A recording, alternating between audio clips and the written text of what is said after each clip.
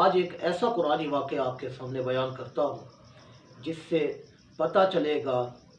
کہ اللہ کے پیاروں کے جو تبرکات اور آثار ہوتے ہیں وہ بطور تبرک بندہ اپنے پاس رکھے، جس کی وجہ سے رب کائنات بلائیں، مصیبتیں اور پریشانیاں ختم کر دیتا ہے۔ اور اس واقعہ سے یہ بھی پتہ چلے گا کہ ان آثار اور تبرکات کے قرب میں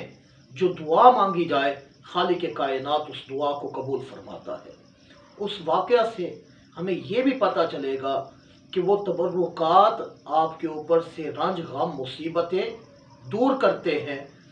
یہاں تک کہ اگر کوئی جنگ ہو رہی ہو تو اس میں بھی فتح یابی کا سامان بنتے ہیں۔ اس واقعہ میں ایک اور بات جو ہمارے لیے سبق ہوگی وہ یہ ہوگی کہ عابد عبادت کرنے والا اس سے بڑھ کر رتبہ ہے عالم کا، کیونکہ عابد کے لیے صرف مسجد کا کونا ہے اور جو عالم ہوتا ہے اس کے اوپر ذمہ داری زیادہ ہوتی ہے،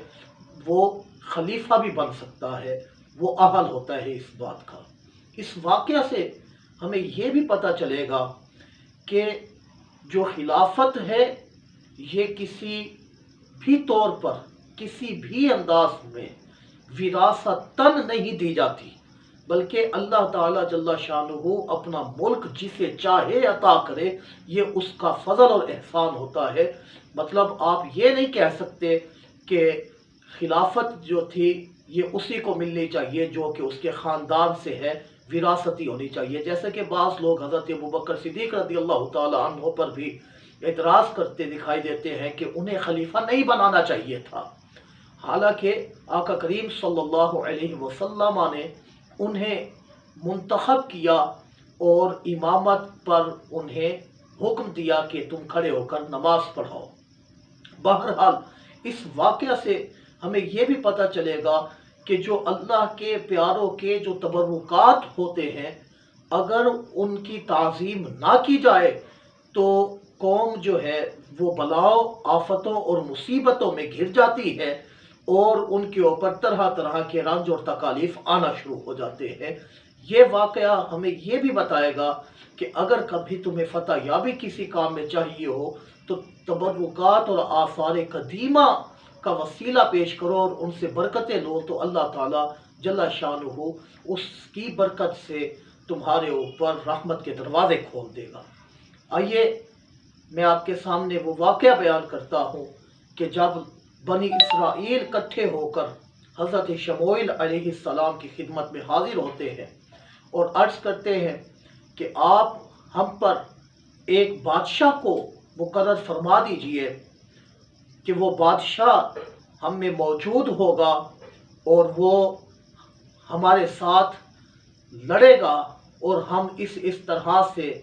جالوت پر حاوی ہو جائیں گے کہ جس نے ہمارے اوپر قہر قہار کو ڈالا ہوا ہے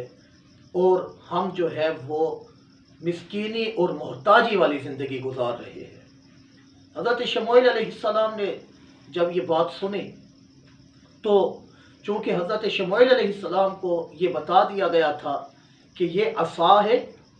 اور جس کا بھی قد تمہاری قوم میں اس عصا کے برابر ہوگا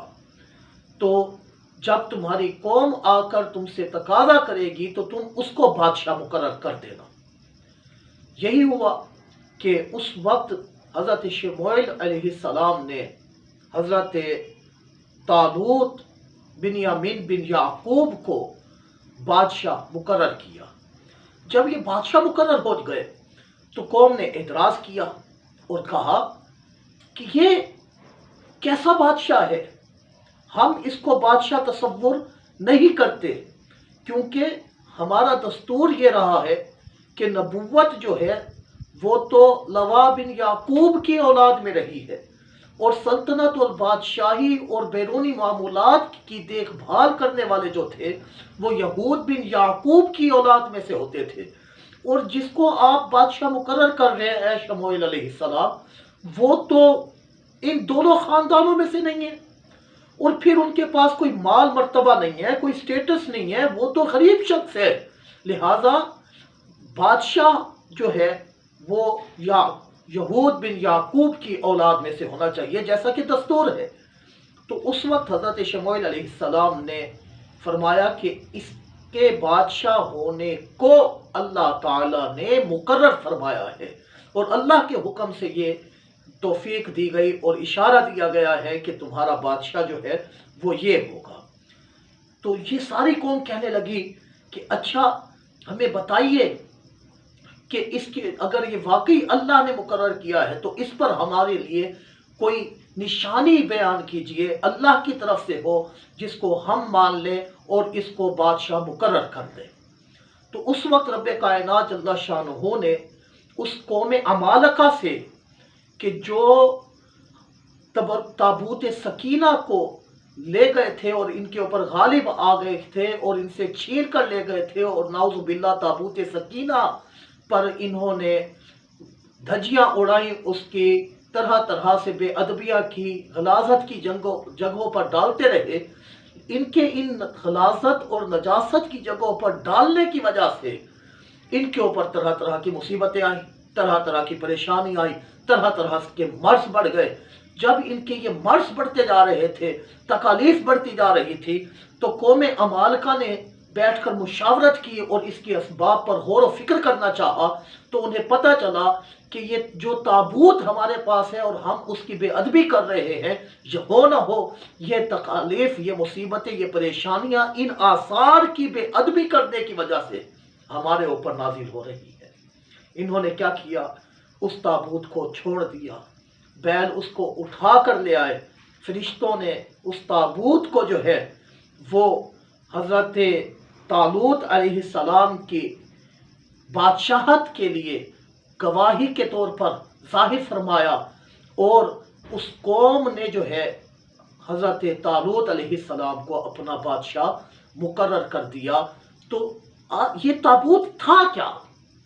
اب ذرا اس کے اوپر جائیں کہ یہ تابوت کیا تھا۔ یہ شمشاد کی لکڑی کا بنا ہوا تھا، اس میں انبیاء کرام علیہ السلام کی تصویریں تھیں، اور وہ تصویریں ایسی نہ تھی کہ کسی مصور نے بنائی ہو یا عام آرٹیکل جو اس میں کام کرنے والے ہیں کسی نے اپنے ہاتھ سے بنائی ہو، نہیں، وہ اللہ کی طرف سے بنائی گئی تھی۔ یہ حضرت آدم علیہ السلام کو دیا گیا تھا، اور یہ وہاں سے چلتے چلتے وراثتاً حضرت موسیٰ علیہ السلام تک پہنچا تھا۔ اس کے اندر تمام انبیاء علیہ السلام کی تصویریں تھیں، یہاں تک کہ حضور نبی کریم صلی اللہ علیہ وسلم کی بھی تصویر تھی، اور ان کے اصحاب کی بھی تصویر تھی کہ آقا کریم علیہ السلام اپنے دولت سرائے اقدس میں کھڑے ہو کر آپ نماز پڑھ رہے ہیں، اور ارد گرد صحابہ کرام جو ہے ان کے اصحاب موجود ہیں۔ بہرحال یہ جو تابوت تھا یہ بڑا متبرک تھا۔ اس سے آل موسیٰ، آل یعقوب جو تھے وہ اپنی جنگوں کے اندر اس کو اپنے سامنے رکھا کرتے تھے،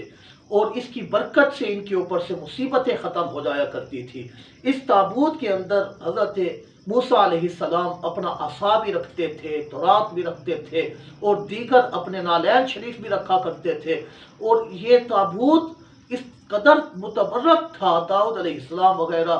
ہر چیز کے تبرکات اس کے اندر موجود تھے۔ تو اس کی برکت سے اللہ تعالیٰ انہیں سرخروئی دیتا تھا، انہیں کامیابی دیتا تھا، انہیں کامرانی دیتا تھا، انہیں فتح یاب فرما دیتا تھا، صرف اس بنا پر کہ یہ اللہ کے پیاروں کی جو آثار ہیں یہ ان کی تعظیم کرنے والے تھے۔ تو بہرحال یہی واقعہ ہوا کہ انہوں نے پھر جب یہ ان کے سامنے یہ ظاہر ہو گیا اور انہوں نے تابوت کو دیکھ لیا، تو انہیں یقین ہو گیا کہ واقعی یہ جو طالوت کو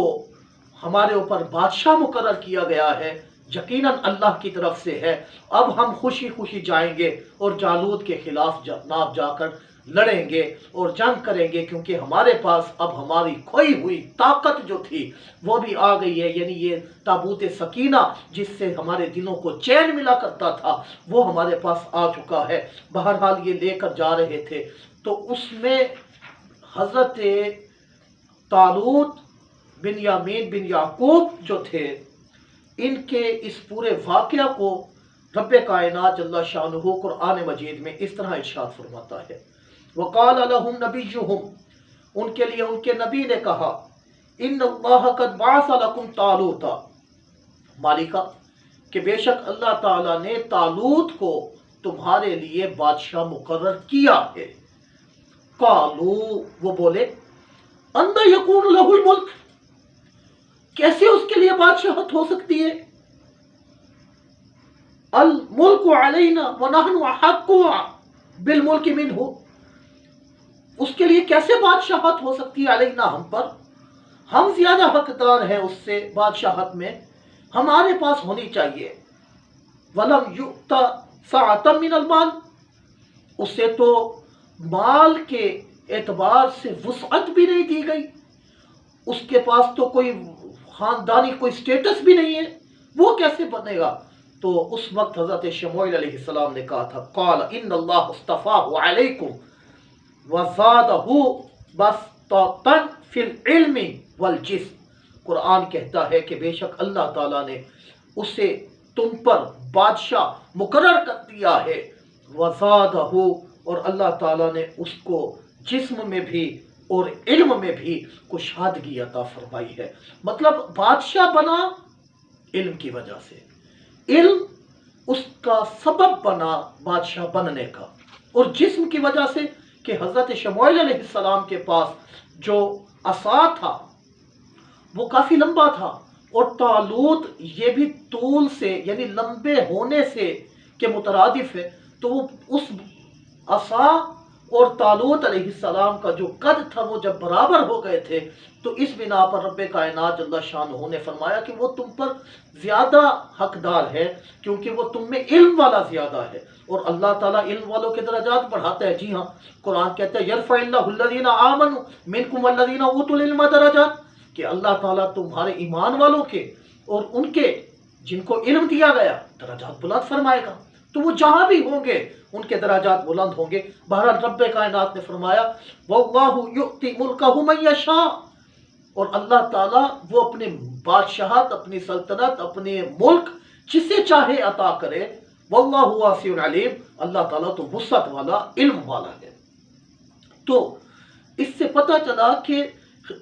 اللہ تعالیٰ فرما رہا ہے یؤتی ملکہ من یشاء، جسے چاہے وہ اپنا ملک عطا کرے، یعنی یہ کوئی مورثی چیز نہیں ہے وراثتاً ملے گی، نہیں، ہرگز ایسا نہیں ہے، بلکہ جو جس بات کا حقدار ہوتا ہے اللہ اور اس کے رسول زیادہ جانتے ہیں۔ یہی وجہ تھی کہ حضرت ابوبکر صدیق رضی اللہ تعالیٰ عنہ کو خلافت سے نوازا گیا۔